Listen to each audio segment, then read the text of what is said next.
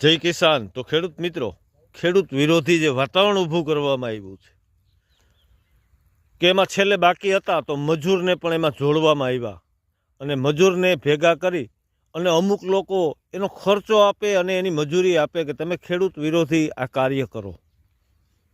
પણ તમને ખબર નથી કે હવે ખેડૂતની એકતા થઈ ગઈ, ખેડૂત સંગઠન થઈ ગયું. પછી મજૂર હોય કે સરકાર હોય કે કુદરત હોય, બધાય સામે લડવા અમે ખેડૂતો તૈયાર છીએ.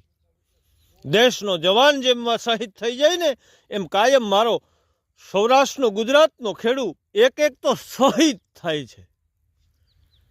તમે યાદ રાખજો, આવતો સમય અઘરો છે. તમારા 3 ટાઈમની જે થાળી છે ને એ અમે અહીંયા અમારો પરસેવો ને લોહી એક કરી નાખીને ત્યાં તમારા સુધી પૂગે છે.